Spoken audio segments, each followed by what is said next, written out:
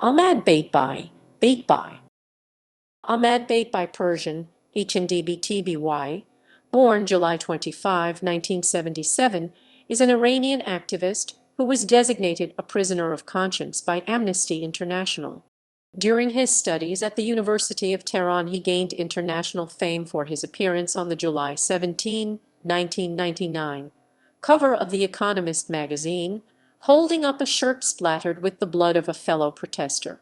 The photo, which has been called an icon for Iran's student reform movement, was taken during the Iranian student protests in July 1999 in Tehran.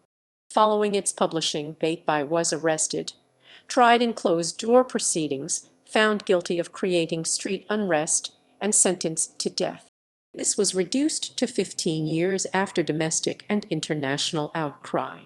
Less well known are persistent reports of torture and ill treatment of Batebi in prison, and his resulting poor physical and mental health. While temporarily released from prison to receive medical attention, Batebi was assisted by the KDPI to flee Iran for Iraq.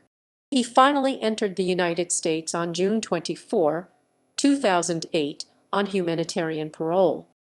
He was then granted asylum status by the United States government. The protest The student protests of 1999 began on July 7 with peaceful demonstrations in Tehran against the closure of the reformist newspaper, Asylum. This was followed by an attack on a student dormitory that night by vigilantes and riot police in which a student was killed. This in turn sparked 6 days of demonstrations and rioting in which at least 3 more people were killed and more than 200 injured. A photojournalist for Jain newspaper, Jamshid Bayrami, took the Economist cover photo at that time. In the photograph, Batebi waves a bloody T-shirt above his head. The shirt belonged to the student standing next to Batebi, who had been shot. The bullet hit the wall and ricocheted back into my friend's shoulder. I heard the bullet go by my face, Batebi recalled. It sounded like a bumblebee going by my ear. In order to staunch the bleeding, Batebi removed his friend's shirt to put pressure on the wound. He then helped transport his friend to a medical facility. Returning to the protest with the bloody shirt, he displayed it to the protesters to warn them of the shooting. Trial and prison life. Batebi was initially arrested in connection with the protests, several days after the publication of the Economist photograph. He was held without charges for about 7 months when he was brought to trial. At the trial, the judge showed Batebi the Economist photograph. It was the first time he had seen it. "With this picture, you have signed your own death sentence," Batebi recalls the judge told him. Batebi describes the trial as follows. The judge said, "You have defaced the face of the Islamic Republic, that is a representative of God on earth. You have defaced it around the world, and therefore you have to be sentenced to death." It took less than 3 minutes. He and many others protesters were brutally tortured. In prison, Batebi wrote of beatings by guards. "I resisted and punched one of them in the face. At this point, they took me and ducked my head into a closed drain full of excrement. They held me under for so long, I was unable to hold my breath any longer, and excrement was inhaled through my nose and seeped into my mouth. During the interrogations, they threatened several times to execute me and to torture and rape my family members as well as imprison them for long terms." He was one of 4 people who received a death sentence in a closed-door trial by a revolutionary court on charges relating to creating street unrest and agitating people to create unrest and endangering national security following the demonstrations. Batebi, in an open letter addressed to the judiciary, wrote that he had been beaten in his testicles, legs, and abdominal area. "When I protested, they answered that this is the land of the Velayat and that I should be blinded and not live here." Following an outcry from Iranians and international human rights groups, his death sentence was commuted.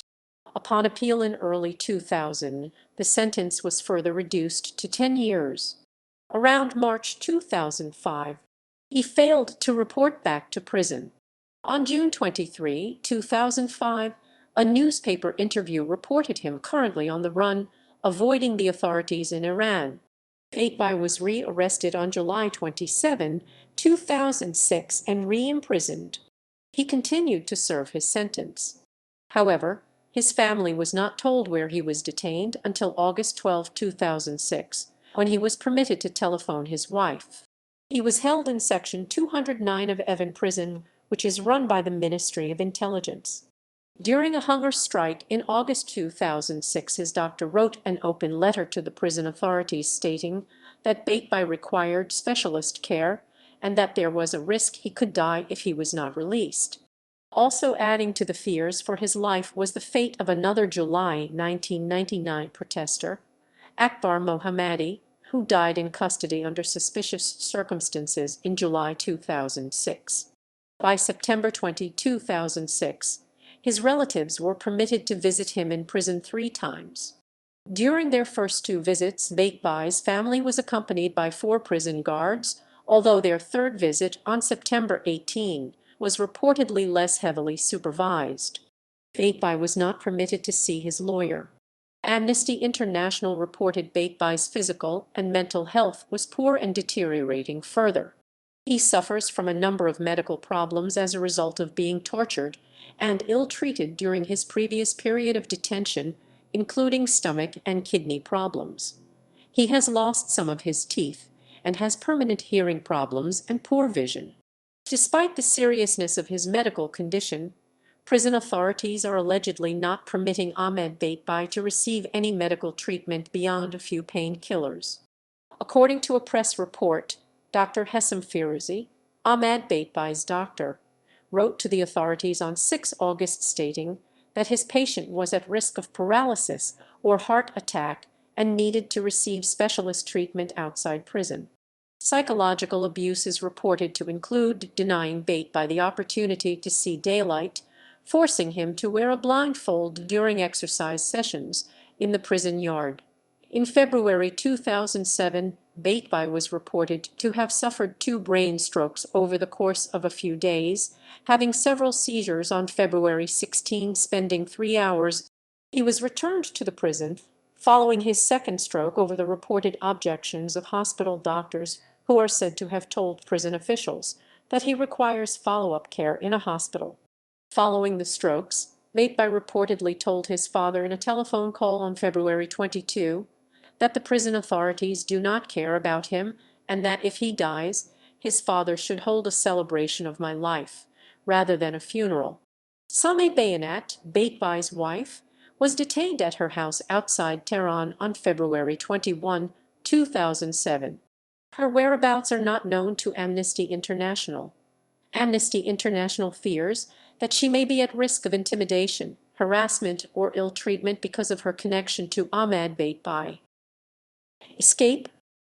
While being temporarily released from Evin prison to receive medical attention, Batebi fled the country into Iraq. Batebi's escape from Iran and eventual transfer to the United States began when he contacted internationally recognized immigration and human rights lawyer and activist Lily Mazaheri on March 13, 2008, on the then-existing Yahoo 360 social media site. He was further assisted by the KDPI and the Kurdish Underground Network, who moved him to the northwestern border with Iraq and then to Arbil. Batebi's lawyer, Lily Mazaheri, reported his critical situation in Arbil to the United States government, which provided humanitarian parole for his entrance to the U.S., although Sweden had granted him asylum through UNHCR after consulting his friends and lawyer in the U.S. Batebi preferred to reside there. On June 23, 2008, Batebi left Iraq for the United States. After a short airport transit through Austria, he arrived in Washington Dulles International Airport. Aftermath. Following his escape to the U.S., Batebi appeared in an interview with Voice of America VOA Persian TV, in which he explained the story of his escape. He announced that he intended to be a representative of Iran's human rights activists in the U.S. Some also criticized him for his frequent presence on VOA programs. Batebi was eventually hired by Voice of America Persian TV. References and notes. Specific references, general references,